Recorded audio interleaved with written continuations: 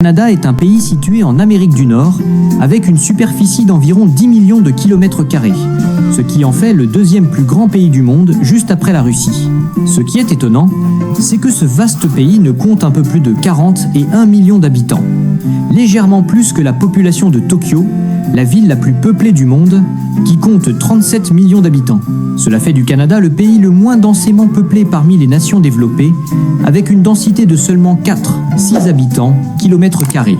En comparaison, la densité de population mondiale, en tenant compte des zones inhabitables comme les volcans ou les océans, est de 55 habitants kilomètres carrés.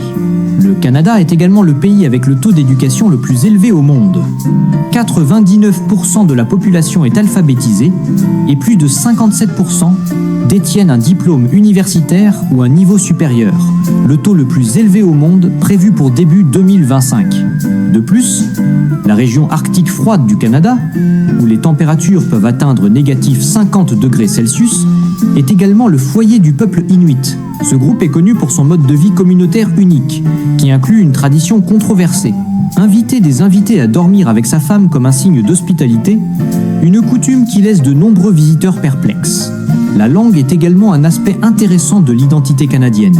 Ce pays reconnaît 2 langues officielles, l'anglais étant parlé par 75% de la population, tandis que le français est le plus répandu à Montréal, où plus de 5 millions de personnes parlent français, le deuxième plus grand nombre au monde après Paris. Et saviez-vous que le nom Canada provient d'un malentendu? En 1535, l'explorateur Jacques Cartier entendit les autochtones mentionner Kanata, qui signifie village. Mais il pensa que c'était le nom de toute la terre. Ainsi, d'un petit village, le Canada est progressivement devenu le nom d'un vaste pays parmi les plus grands du monde. Êtes-vous surpris qu'un pays aussi vaste ait été nommé d'après un village? Laissez un commentaire numéro 100 si vous souhaitez en savoir plus sur l'histoire de ce pays. Numéro 2, le pays avec le plus de lacs sur la planète. Si vous avez déjà pensé que visiter le Canada, c'est pour admirer les forêts d'érable, alors vous ne connaissez probablement qu'une moitié de la vérité. En effet, le Canada est le pays qui compte le plus de lacs au monde, au point que les scientifiques ne peuvent même pas en compter le nombre exact, mais seulement faire des estimations. Selon les statistiques, le Canada possède plus de 3 millions de lacs naturels, représentant jusqu'à 60% du total des lacs d'eau douce dans le monde. La superficie de ces lacs atteint 891 000 km², ce qui signifie que si vous les additionnez tous, cela créerait un pays d'eau plus grand que la Turquie. Si le Canada n'avait pas ces lacs, sa superficie tomberait au 4e rang mondial en termes de territoire, laissant les États-Unis et la Chine le dépasser. Et le Canada n'est pas seulement célèbre pour ses lacs, il possède également la plus longue côte du monde. Ce pays borde 3 grands océans, l'Atlantique, le Pacifique et l'Arctique, ce que aucun autre pays de l'hémisphère occidental ne peut revendiquer. Selon les statistiques du CIA World Factbook, la longueur totale de la côte canadienne atteint 202 080 km. Ce chiffre dépasse même la longueur des côtes des 4 pays suivants dans le classement: l'Indonésie, la Norvège, la Russie et les Philippines additionnés.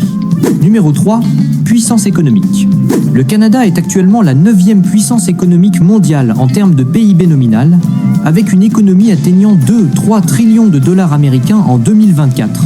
De plus, avec un revenu par habitant de plus de 53 800 $ par an, ce pays au feuillage d'érable figure parmi les 20 nations les plus riches du monde, surpassant de nombreuses puissances industrielles établies comme le Royaume-Uni et la France. Qu'est-ce qui permet donc au Canada de maintenir cette position redoutable? La réponse réside dans 2 trésors colossaux, les forêts et le pétrole. Avec plus de 4-9 millions de kilomètres carrés de forêt, le Canada possède non seulement la 2e plus grande superficie forestière de la planète, juste après la Russie, mais détient également environ 10% de la superficie totale des forêts naturelles mondiales. Un chiffre énorme qui fait de l'industrie du bois du pays un véritable pilier économique. Cependant, la véritable source de revenus impressionnante de ce pays provient du pétrole noir. Le Canada possède le 3e plus grand gisement de pétrole au monde, avec des réserves de plus de 169,7 milliards de barils, chaque baril ayant une capacité d'environ 160 litres. Pour vous donner une idée, si vous videz tout le pétrole du Canada, vous obtiendrez une mer de pétrole qui serait même plus grande que le lac d'eau douce le plus profond du monde. le lac Baïkal. Chaque année, l'industrie pétrolière rapporte environ 200 milliards de dollars au Canada, représentant 10% du PIB national, dont 97% de la production est exportée vers les États-Unis. Cela fait du pétrole un secteur vital pour l'économie des deux pays. Numéro 4. La capitale de l'ours polaire. S'il existe un endroit dans le monde où vous devez apprendre à partager votre territoire avec des ours polaires, c'est bien le Canada, le foyer de plus de 60% de la population mondiale d'ours polaires. Parmi les 25 000 individus restant sur Terre, environ 15 000 vivent dans ce pays aux feuilles d'érable, faisant de cet endroit le plus grand foyer commun de cet emblématique animal arctique. Et nulle part cela n'est plus évident qu'à Churchill, surnommée la capitale des ours polaires. Chaque année, entre octobre et novembre, des centaines d'ours convergeant vers Churchill pour se préparer à la saison de chasse aux phoques lorsque la mer d'Hudson gèle. Alors que la population totale de la ville ne compte qu'environ 900 habitants, le nombre d'ours qui s'y rend peut atteindre jusqu'à 1600 individus. Cela signifie que vous avez plus de chances de croiser un ours que de croiser un humain. C'est pourquoi des panneaux d'avertissement ours en promenade sont accrochés partout. Et les habitants de Churchill laissent intentionnellement leurs voitures et maisons déverrouillées afin que les visiteurs ou les résidents puissent se mettre à l'abri rapidement en cas de rencontre avec ces grands résidents. Oseriez-vous faire un saut à Churchill ? Un endroit où sortir dans la rue peut vous amener à croiser un ami tout blanc pesant près d'une demi-tonne ? N'hésitez pas à laisser vos réflexions dans les commentaires. Numéro 5. Le pays des batailles extraordinaires. Lorsque l'on évoque la guerre, on pense souvent aux armes à feu, aux bombes, au territoire et au pouvoir.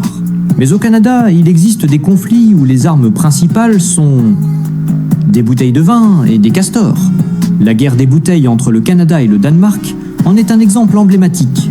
Alors que le reste du monde se précipite pour revendiquer des terres riches en ressources, ces deux pays parmi les plus pacifiques de la planète se retrouvent dans un conflit qui dure des décennies pour contester une île anonyme de 1,3 km², l'île Anse. Fait intéressant. Cet endroit est dépourvu de population, de ressources et est totalement aride. La situation est devenue cocasse en 1984, lorsqu'un fonctionnaire danois a planté un drapeau sur l'île et a laissé une bouteille de vin pour revendiquer la souveraineté. Ne voulant pas être en reste, le Canada a également dépêché une équipe militaire pour retirer le drapeau, planter le sien et laisser une autre bouteille de vin. Ainsi, la guerre des bouteilles, la plus polie du monde, s'est prolongée pendant des décennies, au point que certains plaisantaient en disant « Ils ne se disputent pas l'île, mais ils collectionnent des bouteilles ». Si vous pensez que ce conflit est déjà assez étrange, laissez-moi vous parler de la guerre des castors, l'une des causes indirectes ayant conduit à un conflit total entre l'Angleterre et la France en Amérique du Nord. Au XVIIe siècle, la fourrure de castor est devenue de l'or doux en raison de sa valeur économique énorme dans la production de chapeaux en feutre en Europe. En conséquence, l'Angleterre, la France, les Pays-Bas et des tribus autochtones comme les Iroquois et les Hurons se sont lancés dans une série de conflits souterrains qui ont duré des décennies. Attaques de postes de traite, pillage de réserves, raids mutuels pour des rongeurs à queue plate. Numéro 6.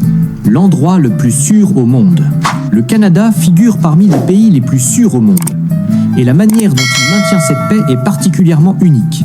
Selon le rapport sur l'indice de paix mondial, 2023 Global Peace Index, le Canada a le 11e indice de sécurité le plus élevé parmi les 163 pays étudiés, surpassant de nombreuses grandes puissances.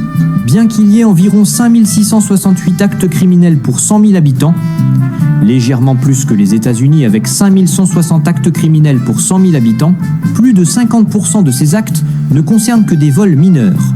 En ce qui concerne la gravité, le Canada ne compte que 1,95 cas de dommages corporels pour 100 000 habitants, une différence notable par rapport aux États-Unis qui enregistrent 6,3 cas pour 100 000 habitants. Mais ce n'est pas tout. Au Canada, vous pourriez être puni par la police pour être trop poli. Dans le cadre du programme Positive Ticket lancé par la Gendarmerie royale du Canada, les agents ne traquent pas les criminels, mais recherchent plutôt les comportements positifs, comme aider les personnes âgées à traverser la rue, maintenir la propreté publique ou arriver à l'école à l'heure. Ceux qui sont pris en flagrant délit reçoivent un ticket positif, qui peut être un bon de réduction pour une pizza, un billet de cinéma ou un petit cadeau d'une entreprise locale. Les résultats sont surprenants. Dans la ville de Richmond, Colombie-Britannique, pionnière dans l'application de ce modèle, Le taux de délinquance chez les jeunes a diminué de près de 50%. Plus de 1000 jeunes ont été réorientés dès leur plus jeune âge.